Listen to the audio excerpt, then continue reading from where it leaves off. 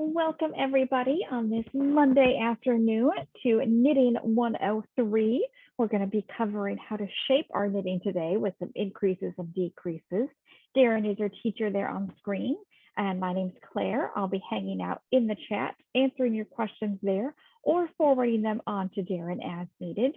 So if you do have questions, please use the Zoom chat function. I'll see them there. And I'll also put in the links to the handout as well as the pattern if you need those again.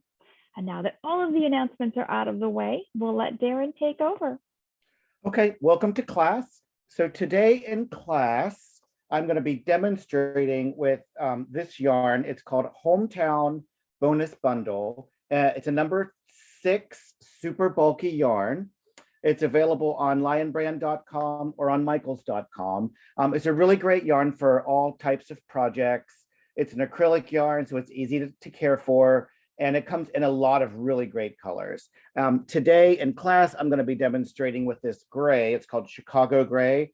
I think I found this one works best on camera. I think it has less glare. We'll see. You guys can let me know what you think. But so today, that's the yarn that I'm using in class. We're going to do, I have an exercise that I'm going to kind of very loosely follow this exercise. And you guys might have been able to print a copy of this. I'm not going to follow the exercise 100% in class because it would take like more than an hour to go through the whole thing. And we've got a lot to cover. So I'm going to teach you how to do everything on the exercise and even a few more things. But we're not going to go through it actually step by step. You can then take what you've learned today, practice the exercise, and then after you've practiced the exercise, you'll be ready to start the mittens. I'm going to review the pattern for the mittens at the end of class. That's why it's nice the class is recorded. You can watch it back again tomorrow. But I try to fit as much information as I can in each class so that you can get as much value for your time as possible. So with all that being said, let's go ahead and switch the view to the view of my hands, and we'll jump right in. And if you have any questions, please feel free to ask questions, and then Claire will direct them to me. Get my thing set up. Okay, so what we're learning today, we're learning how to make increases and decreases. And the reason you would want to make increases or decreases in your knitting is because then you can make things that are shaped in different ways. Instead of just rectangles and squares, you'll be able to make things that are shaped in a different way. So like with this piece of this mitten that I've been working on, because I was able to do increases, I was able to create this thumb. And that might look like magic to you right now, but after class, you're going to see exactly how to create that. And that's done with increases. And then you can see this, it gets smaller as it goes up, and that's done with decreases. So we take stitches away, we decrease, and then that shapes the top of it. So with increases and decreases, you'll be able to make items that are shaped in all kinds of different ways instead of just rectangles and squares. So that's why you would that's why it's a good idea to learn increases and decreases. So the first increase I'm going to show you is it's called knit in the front and the back of the loop. So knit front and back. And when you see this abbreviation, it's going to say K, F, and B. So K, F, and B means knit front and back. And what it's really saying is knit in the front and in the back of the loop. So let's look and see what that might mean. So I'm going to take a stitch off of my needle, and we're going to look at this stitch. And if you look at the stitch, you realize all that is that's just a loop. So that's just a loop of yarn, and we're going to use that in a way that creates a stitch. So I'm going to put that back on my needle. And when I put that on my needle, the front of the loop is facing me. And then the back of the loop is facing away from me. So this is the front of the loop and the back of the loop. And sometimes you'll hear it called the front leg of the loop or the leading leg. And then this is the back leg of the loop. So you have to start thinking about your stitches as having a front and a back. So that's, they're dimensional. So they're not just like flat. They actually have a lot of shape and dimension to them. So knitting in the front and the back of the loop, it starts out like normal. So you start out, everything's normal. You enter the stitch, wrap the yarn, you pull that yarn through and bring up a loop. And now at this point, you would take it off. You would transfer it over, but we're not doing that. We're going to take our needle and we're going to swing around to the back, and we're going to go in the back of that loop. And what that looks like, let me see if I can get it here so you can see it. Here's the front of the loop, and then the back of the loop is back here. So we're going to go through the back of the loop, wrap the yarn again, just like normal, bring it through, and then transfer it over. So you can see I only used one stitch. So I just started. I knitted one stitch, but because I did it in a special way, I now have 2 stitches. All right. So what I've done, I've taken one stitch and turned it into 2 stitches. And that is knitting in the front and the back of the loop and increasing by 1. So we've increased the number of stitches. Okay, so let me show you that again, and I'll be happy to take any questions as they come up. Okay. So you start out just like normal, enter the stitch, wrap your yarn, bring it through, come to a full stop right here. You're going to swing the needle to the back, go through the back leg or the back loop, wrap your yarn. Oops. Sorry. Your yarn, bring it through and transfer it over. So sometimes when I'm looking at myself knit through my camera, I get off track. I lose the dimension of where I'm supposed to be. So that's what's going on. So enter the stitch, wrap the yarn, bring that loop through, swing around to the back, go through the back of the loop, wrap the yarn, and put back through. Front loop, wrap the yarn, bring it through. Now here's something that some people do to make it super hard. So if you pull it really tight like this, you make this great big hole here in the front, but then when you turn to look at the back, you can see you're stretching it so tight, there's really no back loop. There's no leg back there at all. So what you want to do, you want to make sure you're not pulling it tight, let some slack back in it, and then you can see now there's enough slack back there to create a leg. So don't pull it too tight. Go through the back loop. Yarn tangled up. Wrap the yarn and then bring it through. Okay. So are you able to see what I'm doing? Do we have questions? Is there a certain spot that's getting hung up? Let me know. Because, with showing people on video, sometimes you might not be able to tell exactly what's happening. We do have a request if you can show how to do this continental style with the yarn in your left hand. Okay.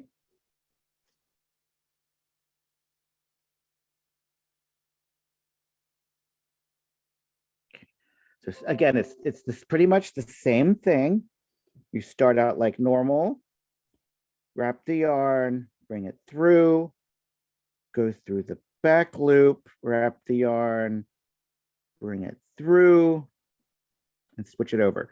So the most important thing to remember is always wrap the yarn the correct way. So the way you always have been doing it.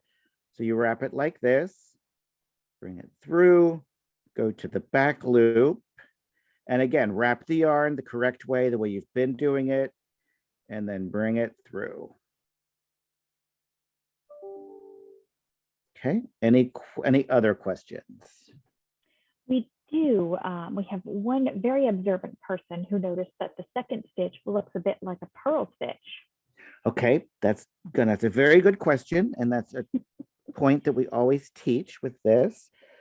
And then we have someone who also wants to know, would you do this the same if you were on the purl side for a purl front and back? Okay, well, let's talk about it.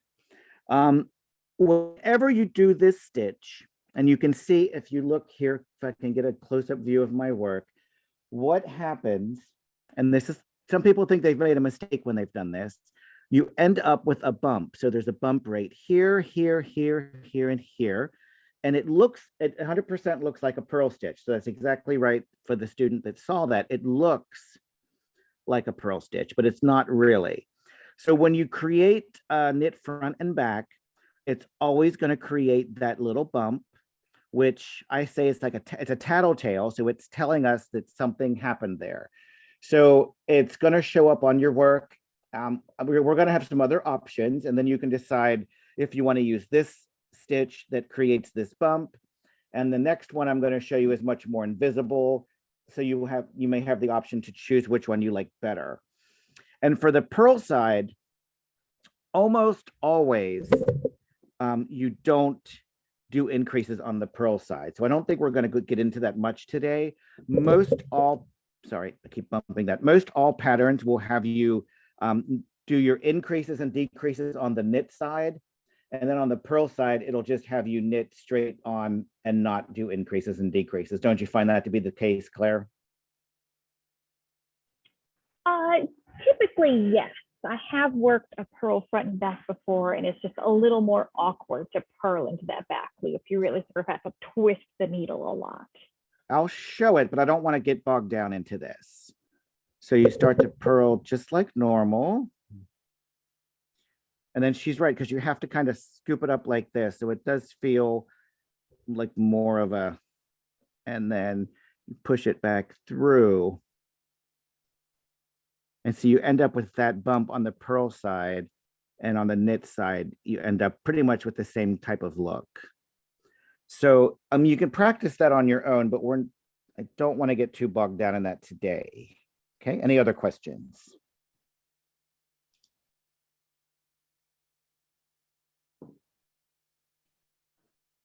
Do you want to go to, is anyone doing it? Are we practicing along, or? We did have some people who got it, who said it was a good, clear explanation. So good. We're on the right track. Okay, good.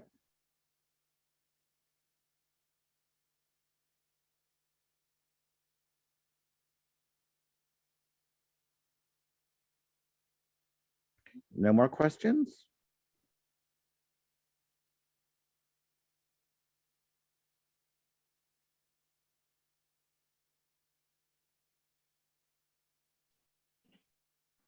Sorry, I had to wait for a siren to go by there. Okay. We did, I think you covered this already. Barbara had wanted to know, do you recommend making the increases on the right or the wrong side of the work? Well, the pattern, if you're following a pattern, the pattern will tell you. So that'll usually help with all of those types of questions. So the pattern tells you exactly what to do and where to do it. If you're making up your own pattern, you can certainly do them on the front or the back. So for whatever reason, you may come up with a situation where you need to make one on the back, but most of the time, probably I would say at least 80% or 75% of the time, you make them on the front. So most, at least beginning or fairly easy patterns, you will do them on just the front. And maybe for a more advanced pattern, they might have you do them on the back. Wouldn't you say, Claire, that's pretty accurate, or no? I think that's pretty accurate. Most often you'll be doing, if you're working in stockinette, you'll be doing things on the right side of the fabric just because it's a little bit easier to see what you're doing. Yeah, okay. Anything else? Do you want to see something new, or we want to see this again?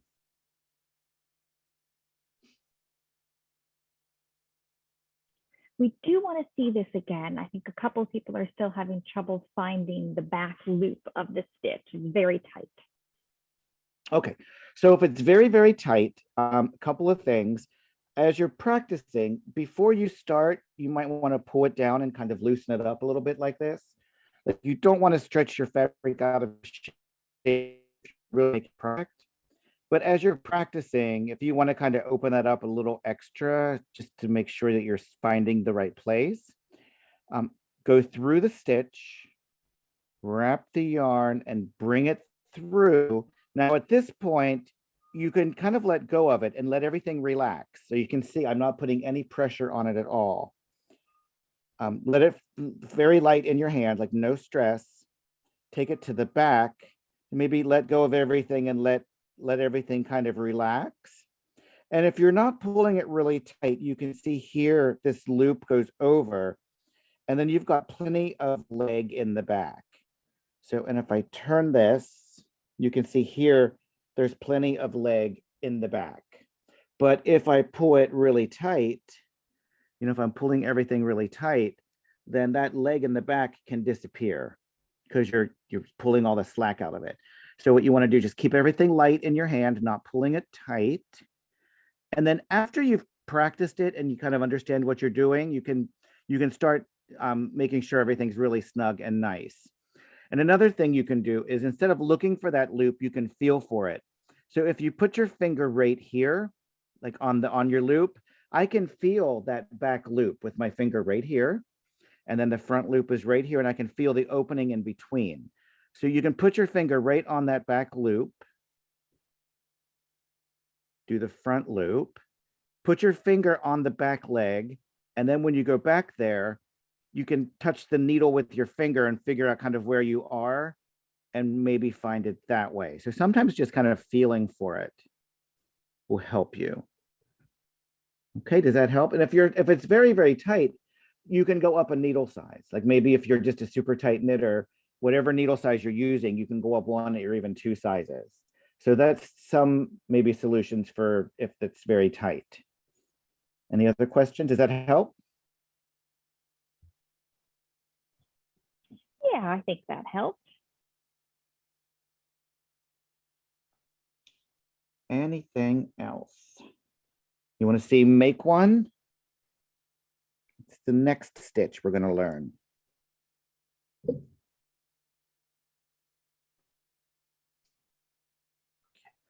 So for make one, so for knit in the front and the back of the loop, what we do there is we take 1 stitch and we turn it into 2 stitches. So that's how we're increasing. We're taking 1 stitch and we're turning it into 2 stitches.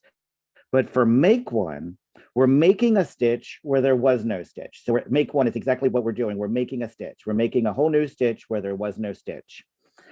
So that's the main difference between them. So to make one, what you want to do is as you're practicing and on a swatch, you can stretch your stitches open like this. And again, you wouldn't want to do this on a real project because you'll disrupt your stitches and make them uneven. But for practicing, go ahead and kind of stretch it open. And you see these bars in between your stitches. These are the same bars you use if you're using mattress stitch. We're going to talk about that again later. But you've got these bars in between your stitches. They look like the rungs of a ladder, maybe. So what we're going to do is we're going to use those bars to create a new stitch.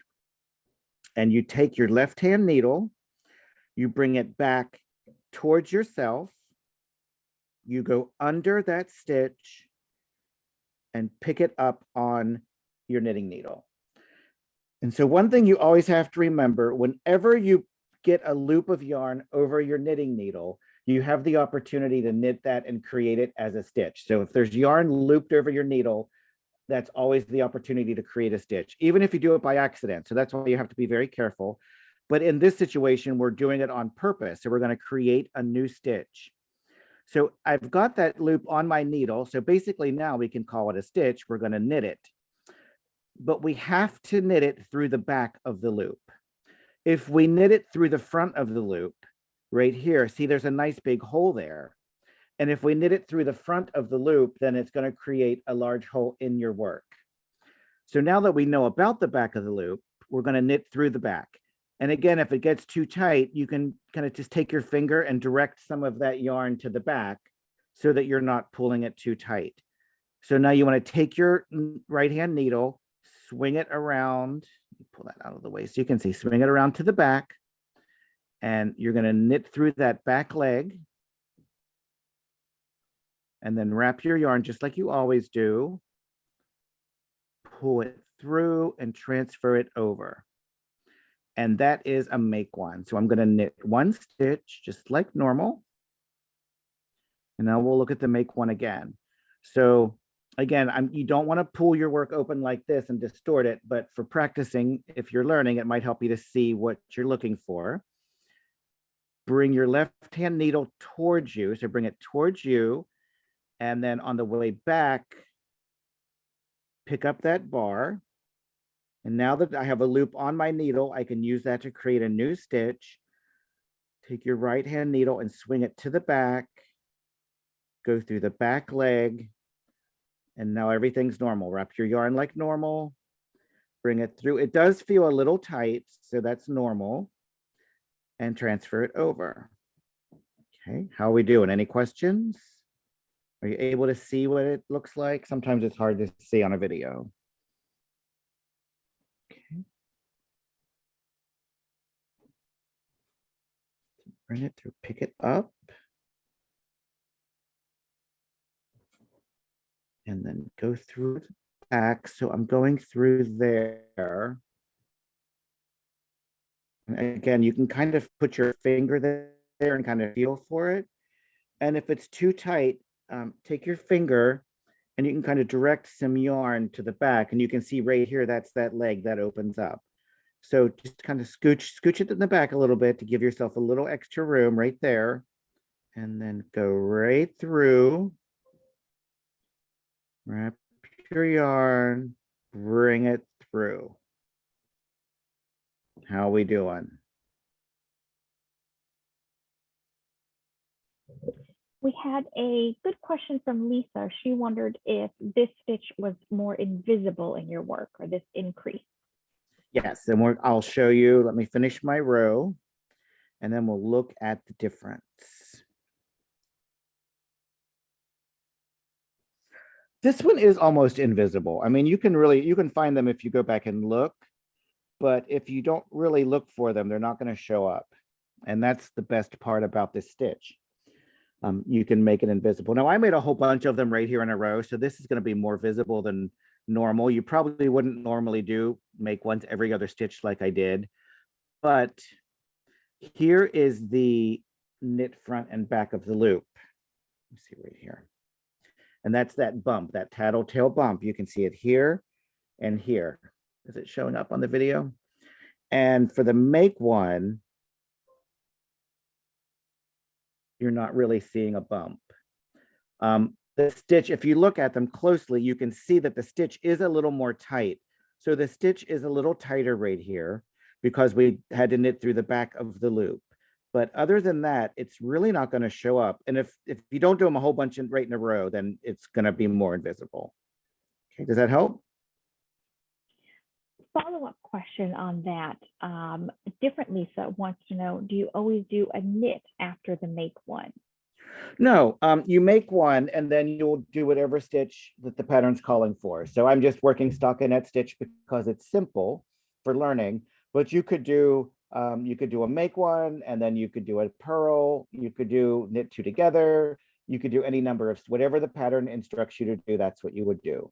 So once you do the make one, you've finished the stitch completely. That's a complete and finished stitch. And then after that, you can do anything you need. Anything at all. But you couldn't do, pardon me, you couldn't do more than one make one right in a row, correct? Well, probably not, no. I mean, I'm going to say no, but there's always an exception to every rule. If you pull up that bar, you're making it very tight.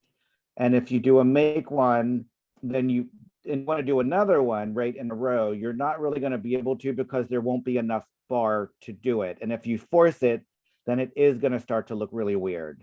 So you won't have two make ones right in a row. There should be a stitch in between. But yeah, pretty much any other stitch though, other than a make one. Right, Claire? Anything else? Like, would you not be able to, anything else you can think of you wouldn't be able to do? I'm sure there's something, but nothing comes to mind immediately. I feel like you could do a yarn over, you could do anything pretty much. We do have a couple questions on whether these two increases are interchangeable.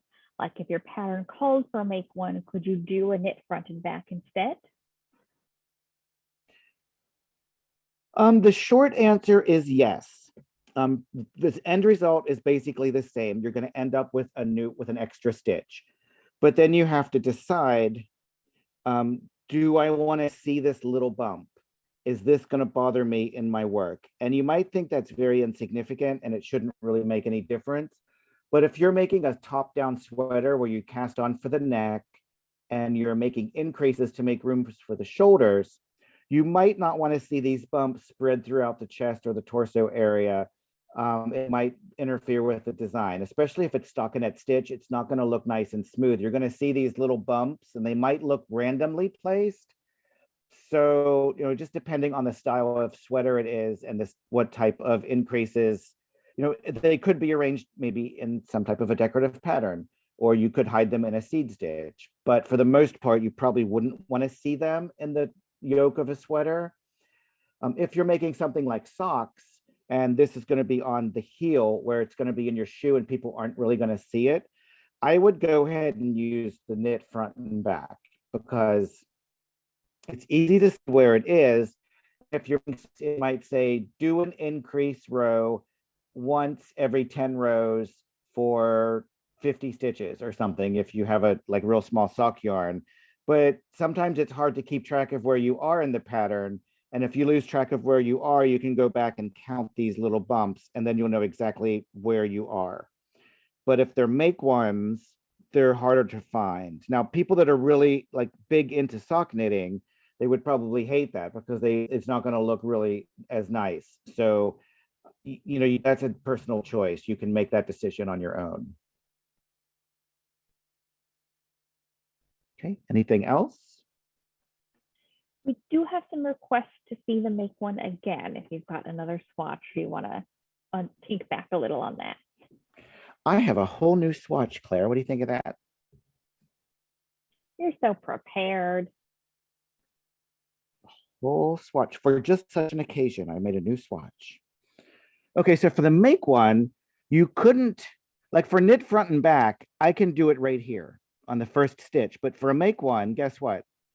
You can't do it on the first stitch because there's no bar there. So that might be something to think about. I don't know if that would ever come up in a pattern. But yeah, you can't start with a make one, but you could start with a knit front and back. So I'm just going to knit a standard stitch, regular old normal stitch. And then for the make one, you want to find those bars in the middle. And again, you wouldn't want to stretch them out like this, but for practicing, it helps you figure out exactly where you're supposed to be. Bring that needle towards you and then go back towards your work and go under that bar and scoop it up. Okay. Now, once you've got that on your needle, you're ready to turn that. It's already a stitch, but you're ready to knit that and work that stitch. So you're going to take your needle through the back right there. So I don't know if you're able to see that.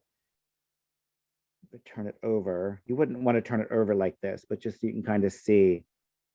You're going just through that back loop. And what that looks like from the front is right here. Wrap it, bring it through. Now let's look at it. So I've used that bar. Mine's knitting's kind of loose right now. So I mean, if I had to, if it was some kind of if somebody forced me to, I probably could do another one right there, but it's not gonna look good. It's not.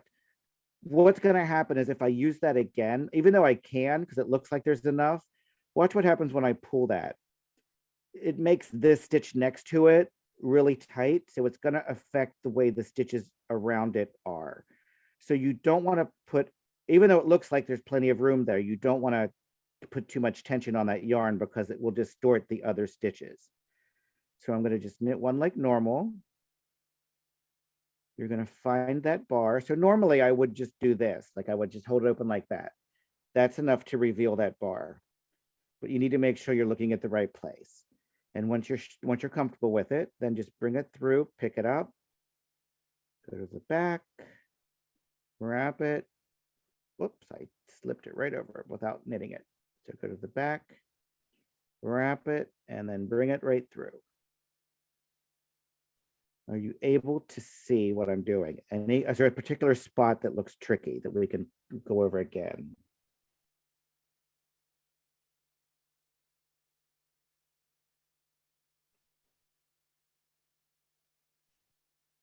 Everyone's making them. Everyone's doing a good job.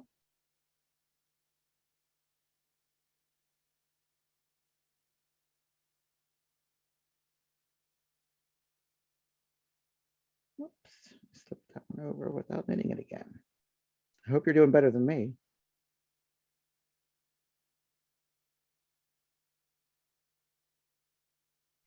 We do one continental style. Okay, so pick up the bar, do the back loop, and then just wrap your yarn and bring it through. No questions. I'm pretty impressed. This must be the advanced group. We do have a question about getting your left needle through that bar without stretching out the stitches to either side of it, or making a really big hole there. Well, you're pulling that bar, so you are gonna be kind of interfering with the stitches on each side.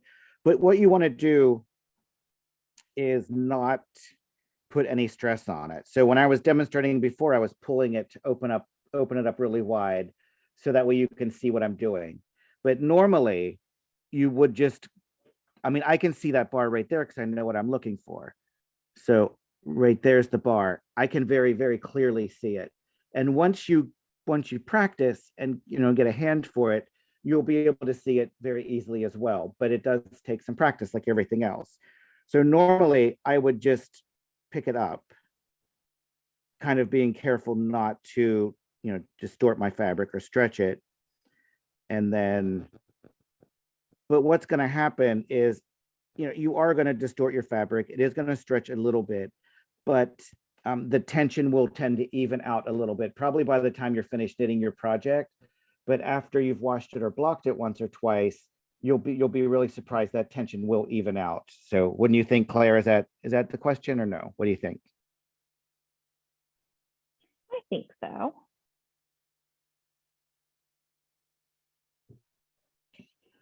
Anything else? We ready to see decreases or not quite yet?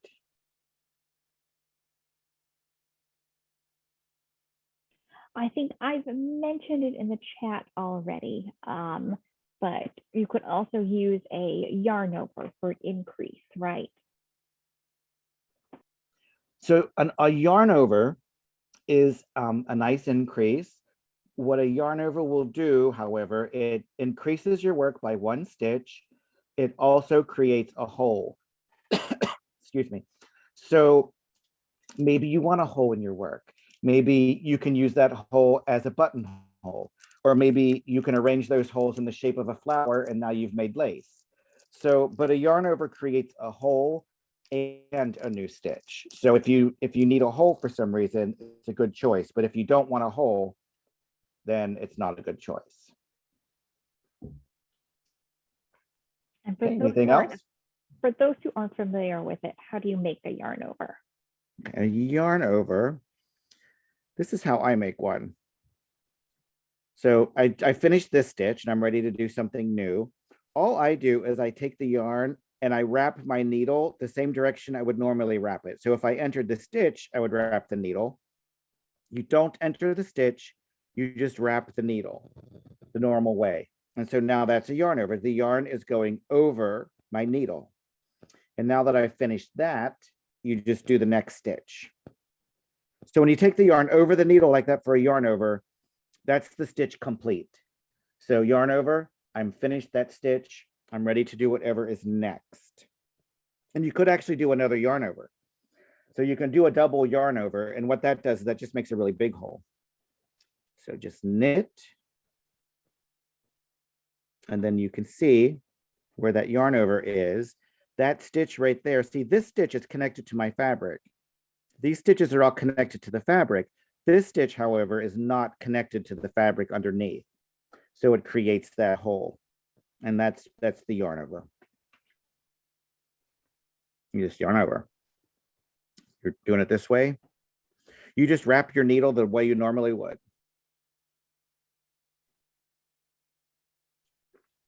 Okay, any questions? Right. Now we're ready for decreases. All right.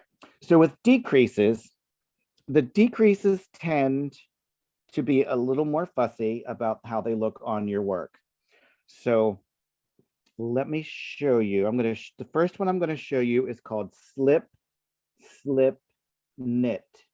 And so slip, slip, knit is abbreviated on, you'll see it written out SSK. So slip, slip, knit. So the first thing you're going to do is you're going to slip, slip. So you can see I'm just slipping the stitches. I didn't work them. I didn't knit them. I didn't do anything. I just slipped them over. And then you take your left-hand needle. And this is a little strange. This is a little bit of a different move.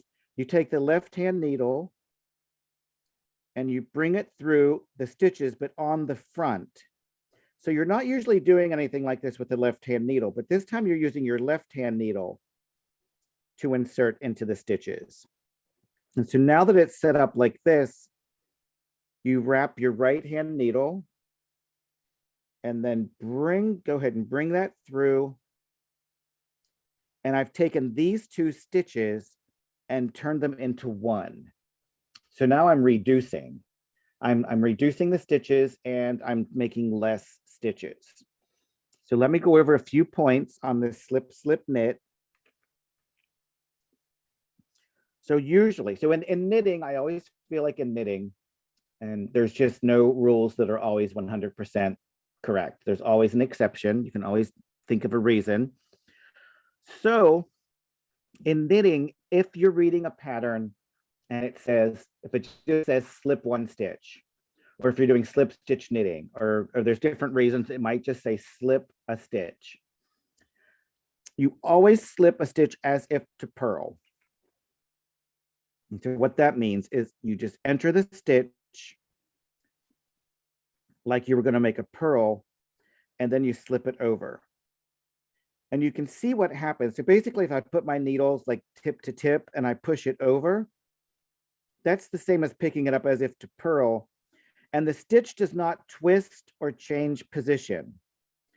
But if I pick it up as if to knit, so you enter the stitch as if you're going to knit it, when I transfer that over, you see it twists. So this was the back leg, and now it's twisted to the front.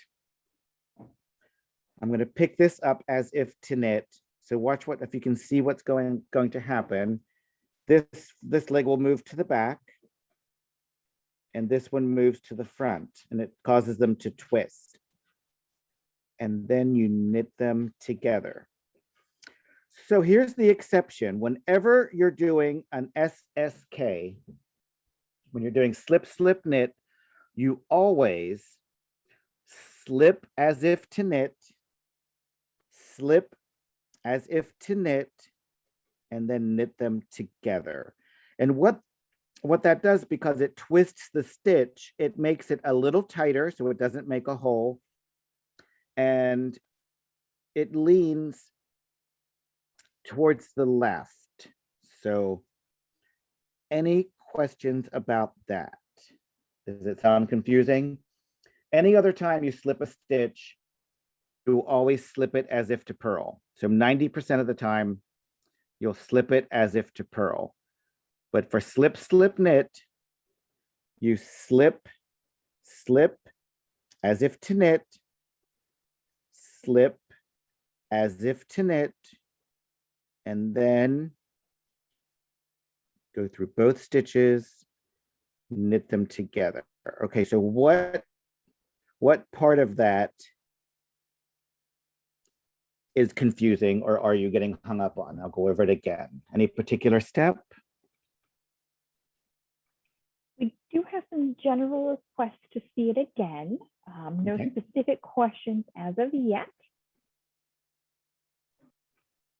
Okay. So slip as if to knit. So basically you just enter the stitch as if you're going to knit it. Slip, so pretend I'm going to knit it. I change my mind and you just slip it. And you take the left-hand needle, and this might seem weird because you don't usually use the left-hand needle like this. This is one of the few times it gets some excitement. take the left-hand needle, insert it into the front of those stitches. Like this, you're keeping the left-hand needle on the front. And now that it's shaped like this, you can very easily knit those two together. Okay. I think it is that insertion of the left needle into the front of the stitches that's tripping people up. That is tricky. So if you've never seen this before, if you've never done this before, that is going to be kind of the tricky bit. Claire, do you know any tricks to help make that easier?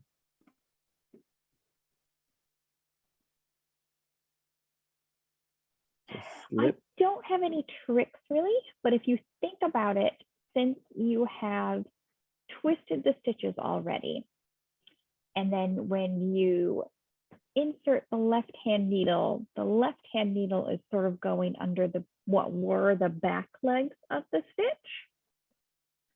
And so your right needle, which you're typically knitting with, is still inserted through the front legs of those stitch.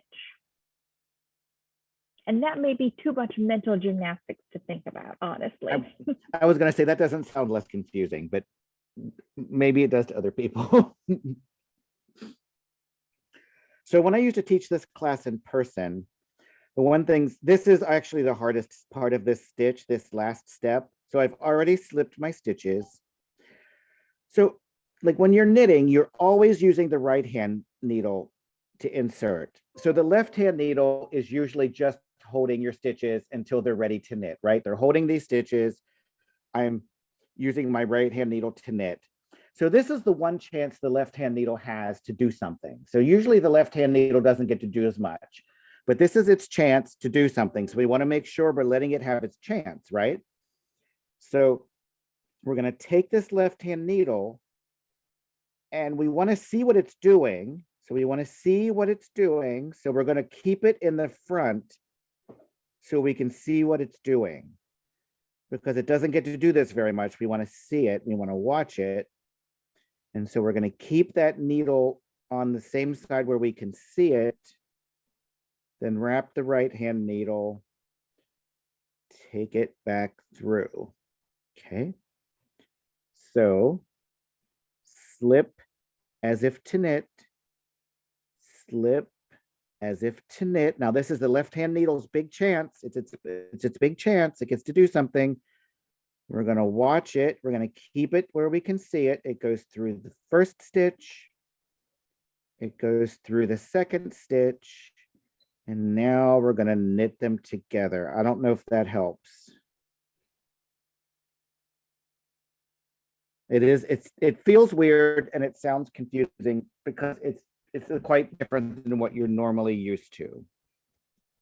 So any specific questions or a specific spot where it's not clear?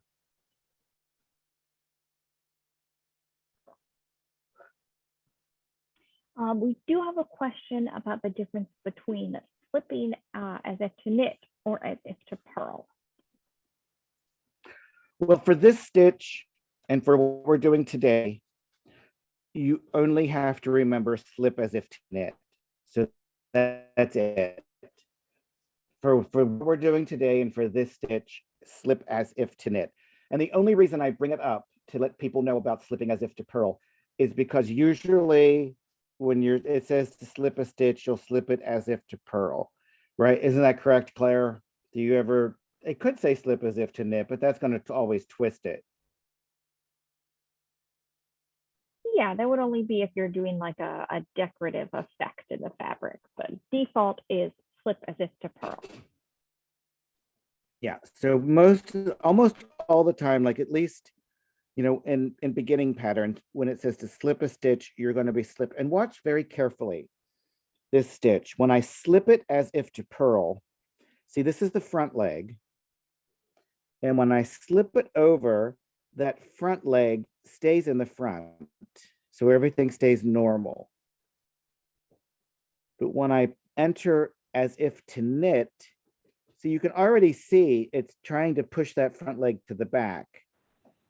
And when I twist it, see this back leg is brought to the front, so that's twisting it. And if you're doing it yourself and you're watching it very close, you'll be able to see that. Okay, so I'll do it again to show you. So slip as if to knit, slip as if to knit. And then here's the left-hand needle's big opportunity to show off. Like, look what I can do. So you want to see what it's doing. So you don't want to put it through the back because now I can't see what it's doing.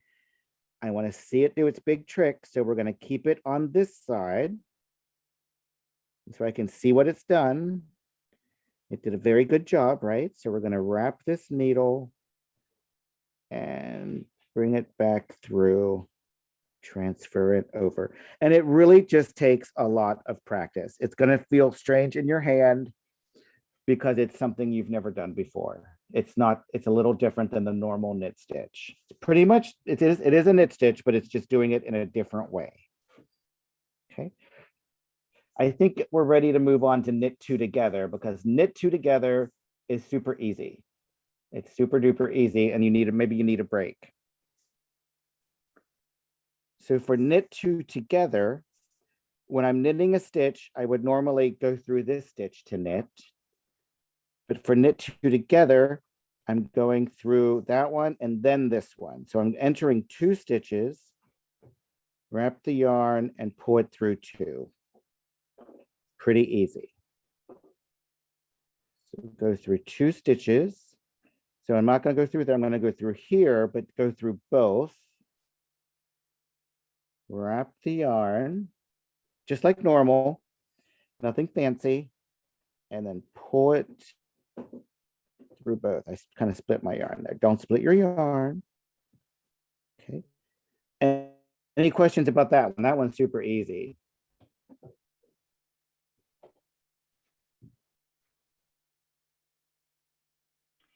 I do have a question.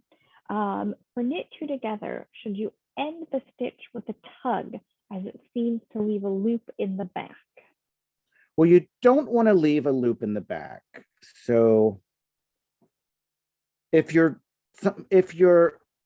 kind of wrapping it around your part of your finger, that might be leaving a loop, but it shouldn't be leaving a loop, really.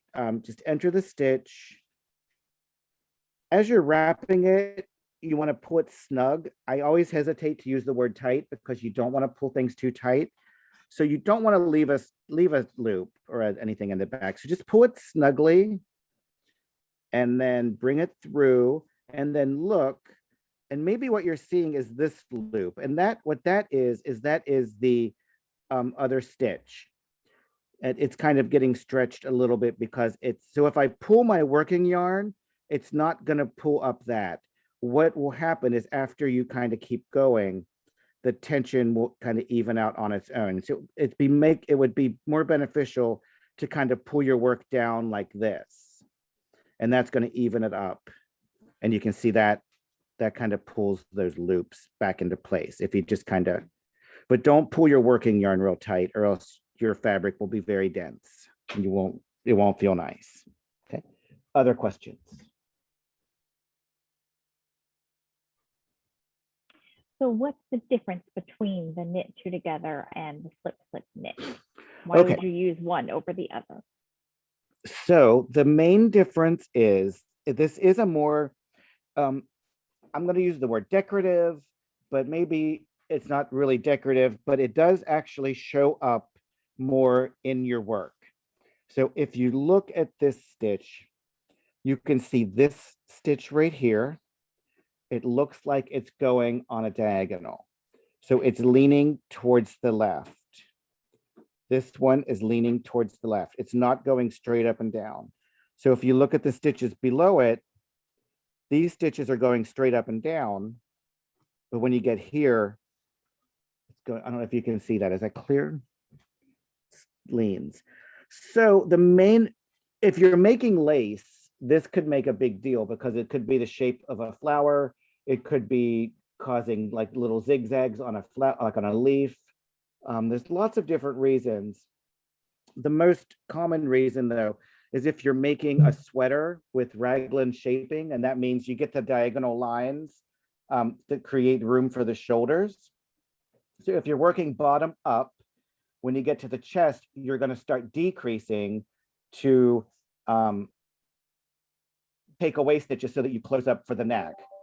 And when you're doing that, you want to have nice, neat lines that run diagonally across the chest. So kind of like those baseball shirts that have the diagonal, but it's raglan shaping. And you want those lines to be nice and straight and like clean. If you do, let's just say we did slip knit on both sides. One side, it would be very straight and neat. And then the other side would look like a little zigzag, like a little, maybe like a little stair step or like little like serrated edge, like on a saw. So it's not going to give you a good look. So on one side, you would do slip knit. And on the other side, you would do knit two together, and it's going to line up and make very nice straight lines for you. And then the pattern will tell you which one to do, so you don't even have to think about it, but that's the reason. Anything else, Claire, about that? Would you like to add? I think that's it. And the slip knit is more dramatic. The knit two together, you can see here, it doesn't quite show up as much. I never think it does quite as much, but you can see here it's leaning like that direction. But it doesn't seem to me to be as dramatic. Okay, anything else? Let's jump ahead and let's look at the pattern, because there's a lot to cover there. There's a lot of learning opportunities that I want to make sure we get to go over. Okay, so the pattern we're going to review is how to make the mittens. Place in my handout. All right, so the pattern, it's a free pattern on lionbrand.com. You can print out as many as you need. So it's the Lion Brand Heartland Thick and Quick Level 3 Mittens. It's an easy pattern. That's easy to say, but now that you know how to make these stitches, it should be pretty easy. The materials needed, it's calling for Lion Brand Heartland Thick and Quick in redwood. Now I'm using Hometown bonus bundle, and those yarn, both of those yarns are a similar size. So I know it's going to be a good choice. And I like to show my students that you don't always have to do everything you're told. Sometimes you might want to do something a little bit different. So if you want to change the yarn, you can. You just need to make sure that the yarns are very similar in size. Like you wouldn't want to make any extreme changes. You need knitting needle size 9 and 10. And you need stitch markers, stitch holders, and a large-eyed blunt needle. Okay, so let's look here. This is giving the stitch explanation, but that's what we learned in class today.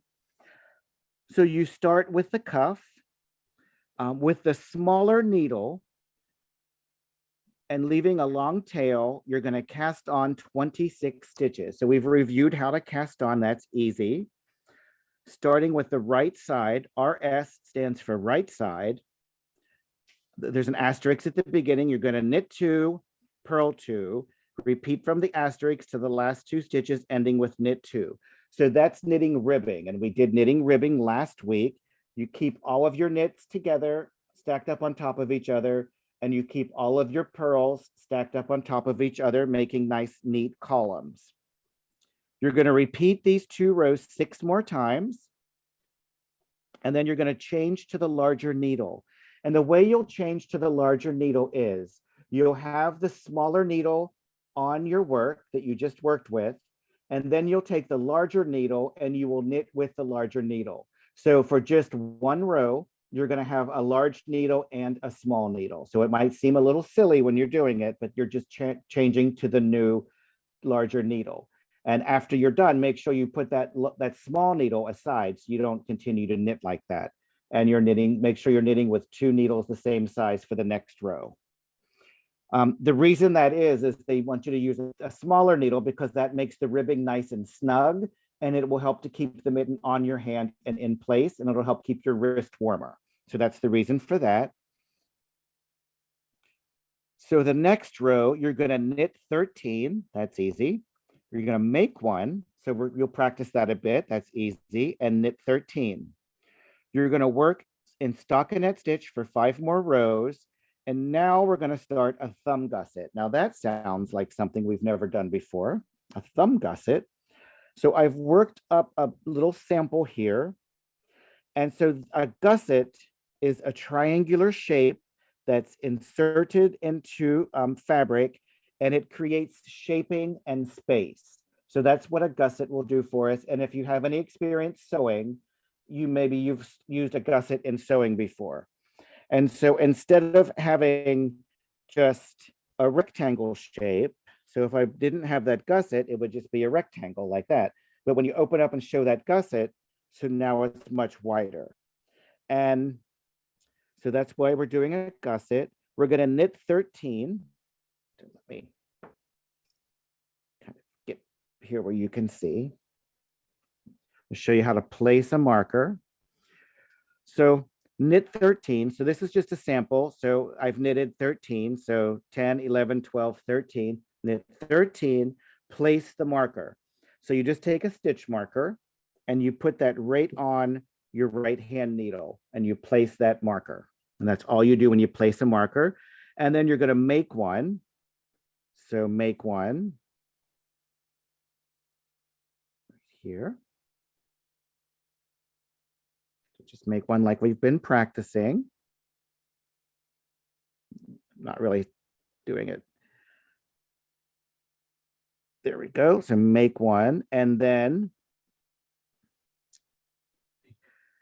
knit one, and then you're going to make one, and then you're going to place the marker. So knit one, make one,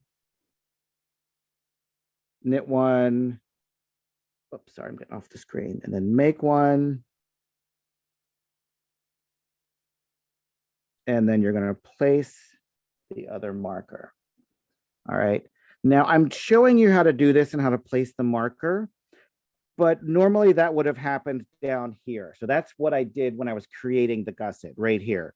I did my, I placed the marker here. I did my make one, knit one, make one, place the marker. And then as you work, you move the marker up. Okay. So, and then what happens is you're going to work on the purl side. So I'm going to knit to the end of the row, to knit to the end of the row, and just speed things up. Pretend I'm at the end of that row because you don't want to watch me knit a whole row. And then on the purl side, you're going to purl back and we're just purling. There's no make ones or knit front and backs. And then I'm purling along just like normal. When I come to that marker, all you do is you just slip that marker right over. Slip it right over and then continue purling as you always do, as you always have. And I'll get to the next marker. You get to that marker, all you're going to do is just slip it right over and it'll say SM for slip marker. PM means place marker. And then you just finish the row and then just do the next row, however it is instructing you to do. So that teaches you how to place a marker and how to slip a marker. And so row 3 will tell you knit to the marker. So it's not telling you how many to knit, it's just saying knit to the marker. You're going to slip the marker, make one, knit to the last stitch before the second marker, the next marker. You're going to make one, knit one, and slip marker. So what the markers are doing is they're reminding you whenever you get to the marker, something important is happening. So you're going to be, in this situation, we're going to be doing an increase. So you need to pay very close attention. And you're going to be adding 2 stitches in between that marker. So the marker is going to keep getting farther and farther apart.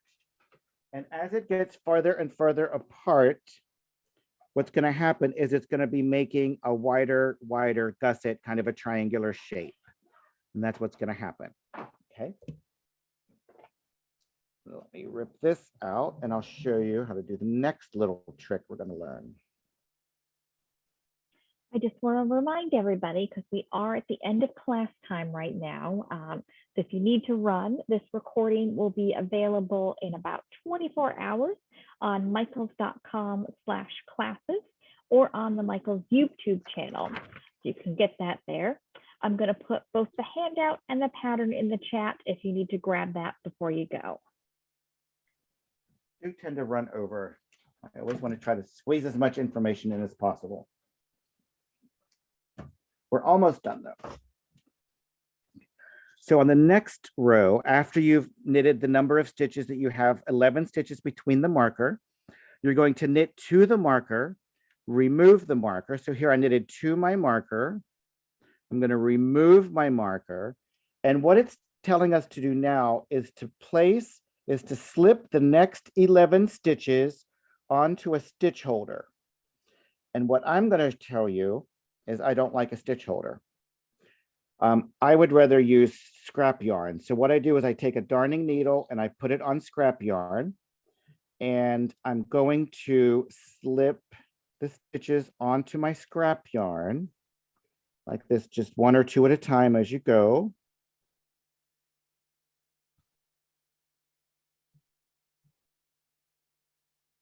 Two at a time as you go. Remove that marker, pull it through, and then you're going to tie the scrap yarn into a knot to keep those stitches from falling off. Okay, and that's how I do it. And this, you could use a stitch marker, and this is what a stitch mark, or I'm sorry, a stitch holder looks like. But because it's stiff, it doesn't bend well. It doesn't bend at all with your knitting, and your knitting is going to be kind of bending as you work with it. So I don't like it. Plus, sometimes they pop open. They could pop open sometimes, and you might drop your stitches. So then what I'm going to do is I'm going to hold these out of the way. And you can see as I fold, as I go to knit my next stitch, it kind of folds this in half. So I knit my next stitch, bring it through, and then I'm going to finish knitting. And what I've done by folding that and pulling it tight, I've created this thumb. So you can see how that creates room for a thumb right there. And that is how you do the thumb shaping. And it's going to have you continue knitting. It's going to say to knit it for, I think it's 4 inches. You're going to continue knitting for 4 inches. Right here it says 4 inches. And if I was making this for myself, knitting it for 4 inches is pretty good. But if I were knitting it for somebody with very small hands, like if the hand was only this big, you might only want to knit it for 2 inches or 3. Or if I knew somebody that had very big hands, you might want to knit it for 5 inches. So you can customize this to make it correct for whomever you're making this mitten for. So you can have them kind of lay their hand down, or maybe you could measure their hand to see. So you could make it suitable for whomever you're knitting it for. And then you're going to do your decreases. And we talked about decreases. You're going to knit 1. You're going to SSK, knit to 3. Oh, I'm sorry. It has this place a marker right up here. So you're going to knit. You're going to place 11 stitches on a stitch holder, remove the marker, knit to the end, continue in stockinette stitch until the palm measures 4 inches, ending with a wrong side row and placing a marker in the center 2 stitches. So you're going to end up with just a marker in the very, very center. And then you're going to knit 1, SSK, knit to 3 stitches before the marker, K2 TOG, so knit 2 together, knit 1, slip marker, knit 1, SSK, knit to the last 3 stitches, knit 2 together, and then knit 1. Now that sounds like an awful lot of craziness, right? That's going to happen in that row.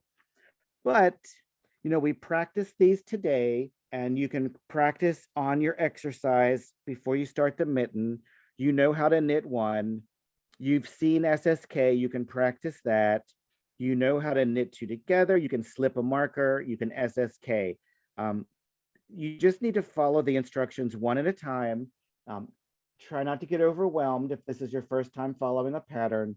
And, you know, it's a learning experience. So if you mess it up, then you'll have to try again. But I promise you, if you just carefully work through it, it's not as difficult as it sounds. Okay. So what that's doing, that is creating the shaping at the top. So instead of having a wide mitten at the top going straight up, it's curving in like that. And then it creates this spot here in the center, and then it curves it on this side. And then when you fold it in half, you can see it creates this shape here. And so that's what it's giving us. And after you're done doing that, and you get down to the correct number of stitches, you're going to put that on a large-eyed blunt needle. Oops, this yarn is really frayed. Put it on a large-eyed blunt needle, and then you're carefully going to slip those stitches onto your large-eyed blunt needle. You're not binding off.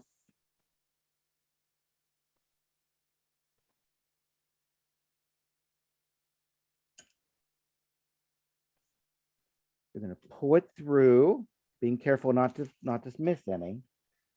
And then you're going to pull that really tight to close up the top. You might want to go through it one more time, kind of give it a real nice secure anchor right there. So it doesn't, you don't want it opening up a hole in the top of your mitten. And then we're going to seam it with mattress stitch. And now that we have some experience looking for that bar, mattress stitch should be pretty easy. So we're going to pick up that bar there. And on this side, you're just going to go one stitch in. So there's my edge. You're going to go one stitch in, pick up that bar. And once you found the bar on each side, it's easy to find the next one because you just go right above that. So my working yarn is coming from there. So just pick up the bar right above it. And there are very detailed videos on YouTube you can find on mattress stitch if you need, because we're doing this pretty quick because we're out of time. So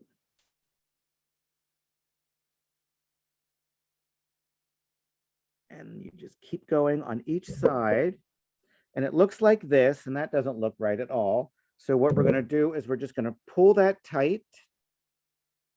And as we pull it tight, it closes right up, pull it really tight, and then it makes this very, very nice seam. So you really can't even see that.